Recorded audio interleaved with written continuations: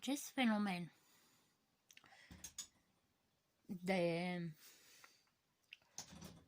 mame minore este tot mai des întâlnit în țară la noi. Văd unele domnișoare, să spunem, de 14-15 ani care nasc. Nașterea la vârsta de 14, 15, 13, nu. Este o dramă.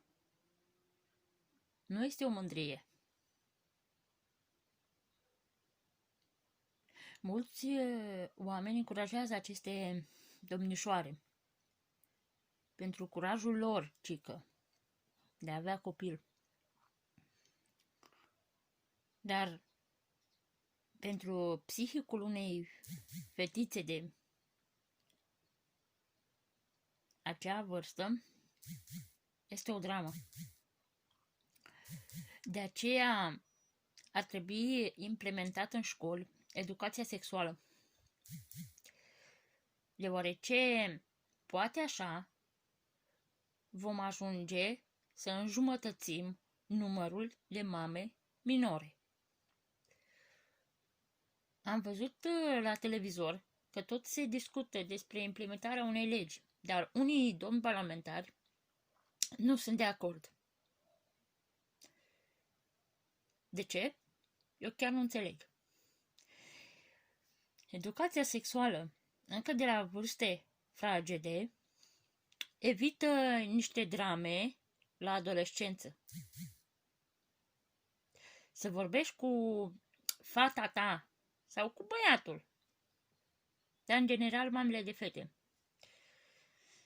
despre începerea vieții sexuale sau despre contracepție, este ceva, consider că este normal. Poate părinții, nu neapărat copiii, părinții ar trebui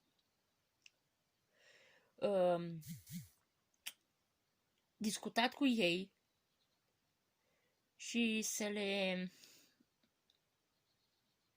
explice și ei la rândul lor, fetelor,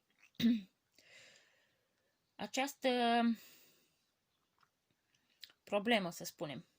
Deoarece așa vom evita să mai fim locul 1 în Europa la numărul de mame minore. În loc să ne mândrim cu frumusețile României, noi ne mândrim cu ceva care pentru noi, ca români, nu ne pune o etichetă prea bună. În general, aceste drame se petrec în comunitățile de la țară. Și nu neapărat în Moldova, dar și în alte regiuni ale țării.